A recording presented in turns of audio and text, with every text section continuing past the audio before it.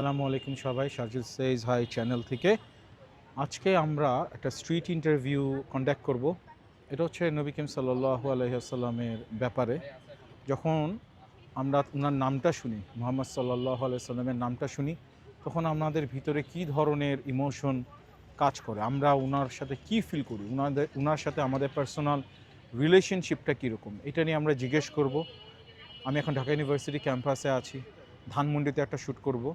দেখা যাক কে কী বলে, কার ভিতরে কীরকম ফিলিংস কাজ করে এবং ওই ফিলিংস থেকে আমরা কি শিখতে পারি। হোপফুলি সবার ভালো লাগবে। আসসালামু আলাইকুম। আসসালামু আলাইকুম। আমার নাম মনিরুজ্জামান ভূঁইয়া বাহাদুর। আসসালামু আলাইকুম রহমতুল্লাহ। আমি ওহিদুল ইসলাম সোহান। আসসালামু আলাইকুম, আমি মোহাম্মদ আবদুল্লাহ। আসসালামু আলাইকুম, আমি মোহাম্মদ জাহিদুল ইসলাম। আসসালামু আলাইকুম, আমার নাম মোহাম্মদ নাইমুদ্দিন কায়েস। আসসালামু আলাইকুম, আমার নাম মোহাম্মদ হেলাল হোসাইন। আসসালামু আলাইকুম রহমতুল্লাহ, আমার নাম মোহাম্মদ হাসান। আমার নাম মোহাম্মদ অলিউল্লাহ। আমার নাম মোহাম্মদ বেলাল হোসাইন।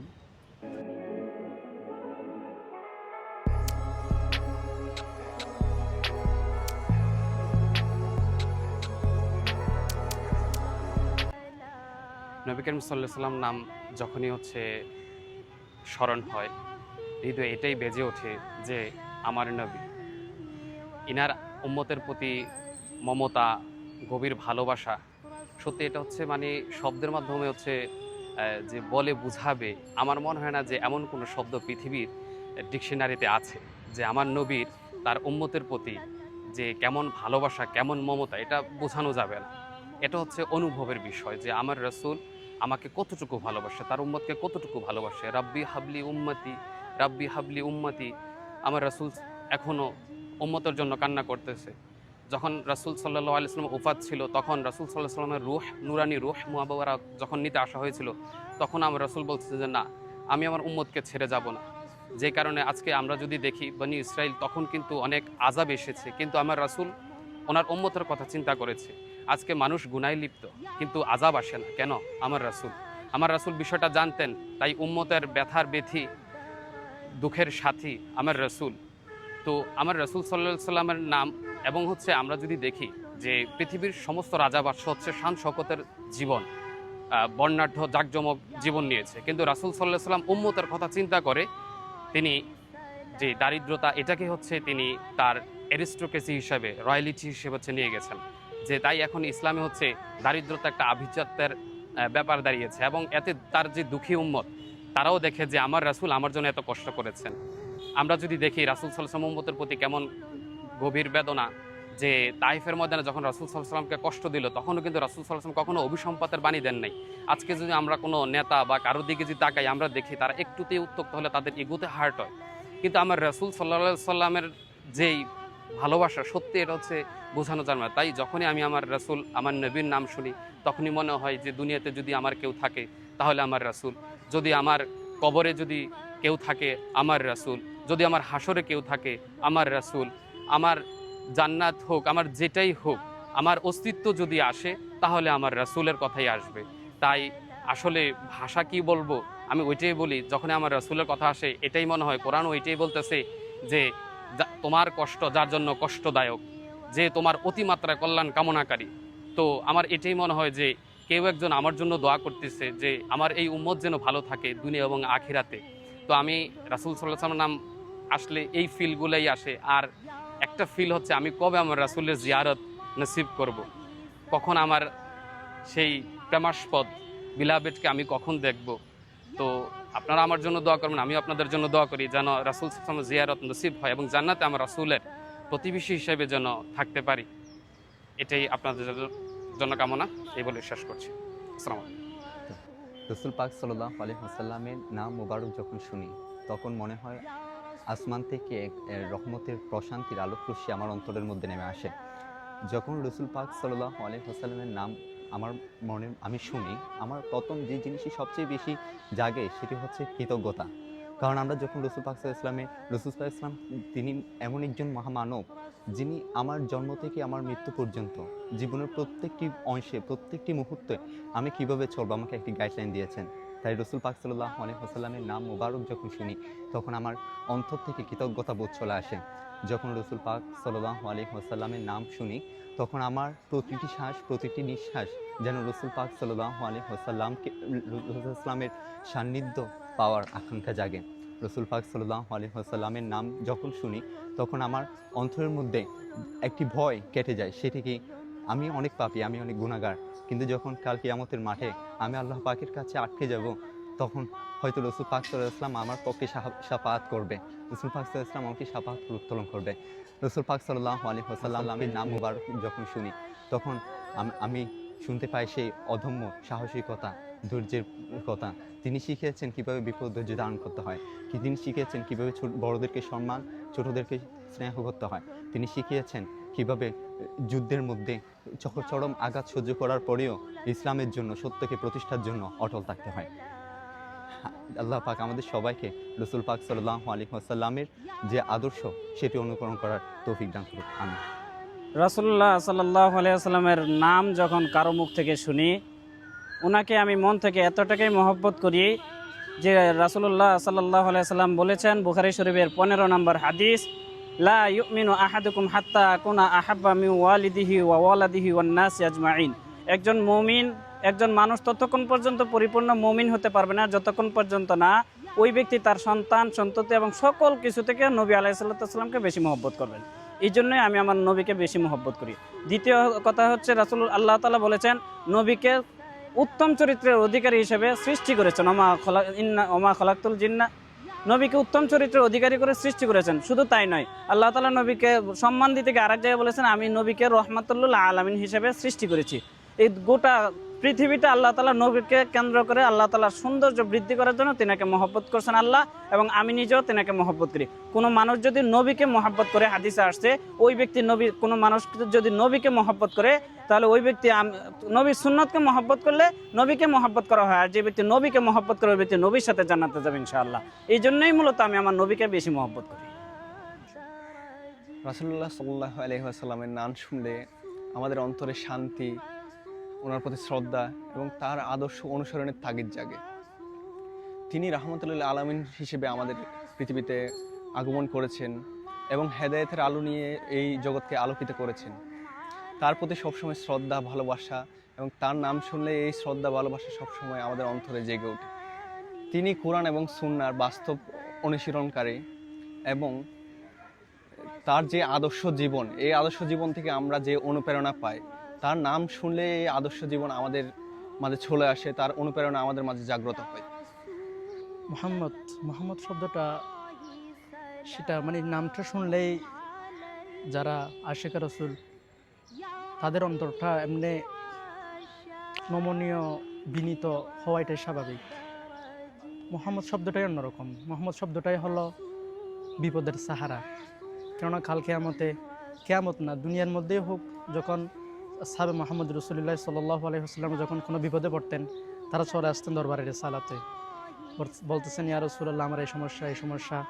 তখন আল্লাহ রাসূল তাদেরকে এই সমস্যার সমাধান দিয়ে দিতেন।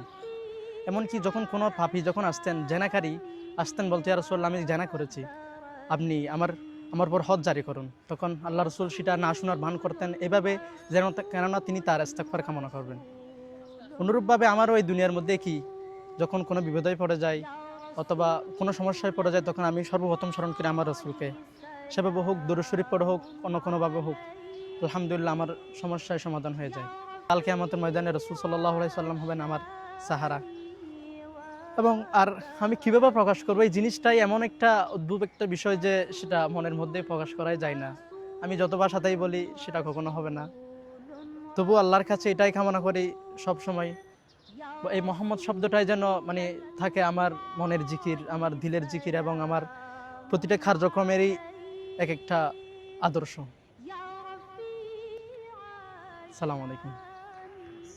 রাসূলুল্লাহ পাক সাল্লাল্লাহু আলাইহি ওয়াসাল্লামের নাম যখন স্মরণে আসে কিংবা কেউ যখন আমার সামনে বলে, তখন আমার মাথায় শুধু একটাই বিষয় আসে যে তিনি কে?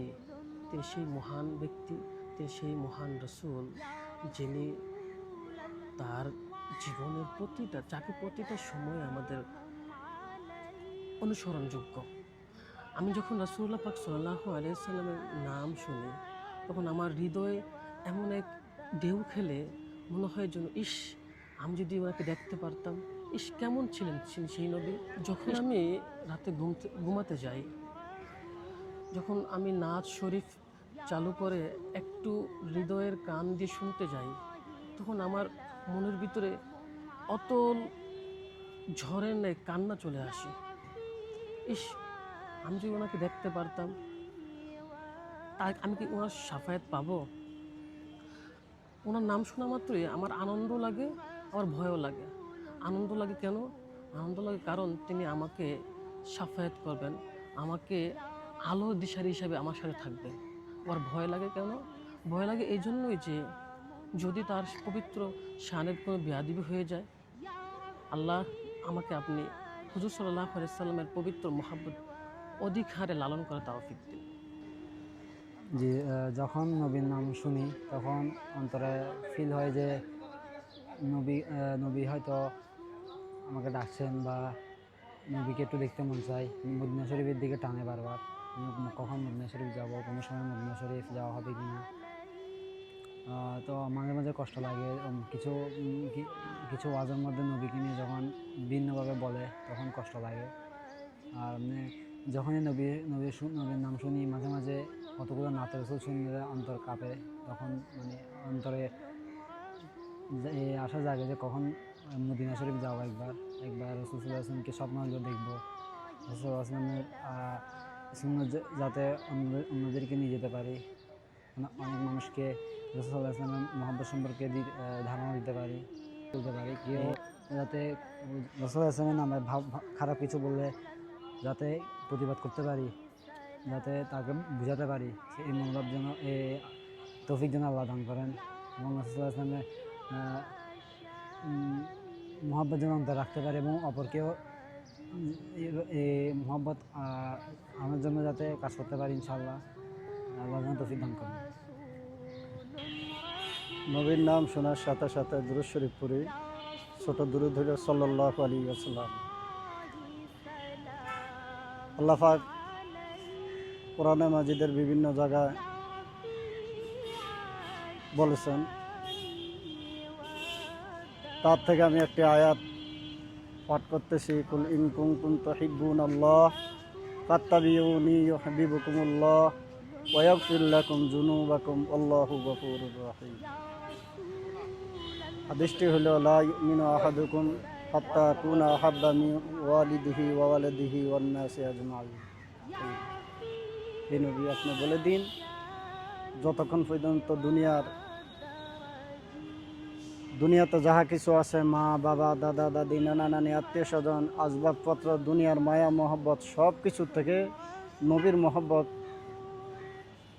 আমার অন্তরের ভিতরে যদি তার চেয়ে যদি বেশি না হয়, তাহলে সে পূর্ণ মুমিন হতে পারে না। এই জন্য আমি নবীকে বেশি মহব্বত করি, আর নবীর মহব্বত নিয়ে আমি দুনিয়া আখিরাতে উভয় জাহান আমি চলার চেষ্টা করি। হাদিস শরীফের ভিতরে আছে, লা ইউমিনু আহাদুকুম হাত্তা ইয়াকুনা আহাব্বা মিন ওয়ালিদিহি ওয়া ওয়ালাদিহি ওয়ান নাসি আজমাইন। নবীর মহব্বত প্রত্যেকটা মুমিনের কলবের ভিতরে থাকা উচিত। এই জন্য আমার কলবের ভিতরে আমি সর্বদা নবীর মহব্বত নিয়ে দুনিয়া আখিরাত জীবনযাপন করার জন্য আমি চেষ্টা করি, এবং আমার পরিবার পরিজন থেকেও আমি আল্লাহর নবীকে বেশি মহব্বত করি।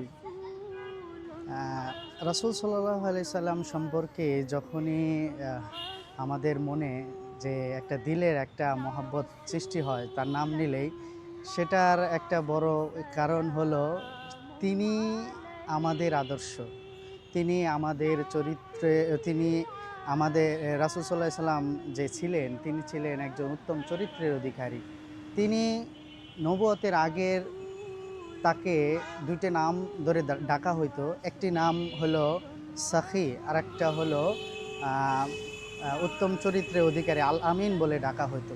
এই দুইটা চরিত্রের কারণেই মক্কাবাসী তাকে সবসময় আলিঙ্গন করে নিয়েছিলেন। তারপরেই যখন নবুয়তের পরে রাসূল সাল্লাল্লাহু আলাইহি সাল্লাম নবুয়ত প্রাপ্তি হলেন, তারপরে তার চরিত্র এবং তার আদর্শ, তার সমাজ ব্যবস্থা, পুরাটাই সমাজ ব্যবস্থা এবং রাষ্ট্র ব্যবস্থা সব কিছুই কিন্তু রাসূল সাল্লাল্লাহু আলাইহি সাল্লাম করেছেন ওহির মাধ্যমে, আল্লাহ তাআলার নির্দেশে। আল্লাহ তাআলা যেইভাবে তাকে এই সমাজ ব্যবস্থাটাকে পরিচালনা করতে বলেছেন সেভাবেই করেছেন। আমরা রাসূল আমাদের জন্য একটা রহমত স্বরূপ, আমাদের উপর অবশ্যই। তার ব্যাপারে এখন যতই বলি ততই কম হবে, কেন তিনি হলো আমাদের অন্তরের এমন একটা জায়গায়, যেটা হলো তাকে আমরা যদি বড় না মনে করি, নিজের ফ্যামিলি থেকে, নিজের আত্মীয় স্বজন থেকে, নিজের মা বাবা থেকে যদি তাকে বড় না মনে করি, ততক্ষণ পর্যন্ত আমাদের ঈমান পরিপূর্ণ হবে না। তো এর জন্য আমরা আমার রাসূলকে সেই জায়গায় আমরা রাখি যে উনি ছাড়া আমরা জান্নাতবাসী হতে পারবো না। এটা হলো সর্বোত্তম কথা, সর্বশেষ কথা। এবং আল্লাহ রাসূল আমাদেরকে এই জায়গায় নিয়ে গেছেন যে দেখেন, কিয়ামতের ময়দানে সমস্ত নবী রাসূলরা কিন্তু একদিকে থাকবে, আর আমাদের নবী আমার উম্মত নিয়ে ফিকির করবেন। এবং তিনি শুধু সবাই যখন সব নবী রাসূল, সব পীর মুরিদ সকলেই যখন ডাকবেন যে ইয়া নাফসি ইয়া নাফসি, তখন আমার রাসূল বলবেন ইয়া উম্মতি উম্মতি।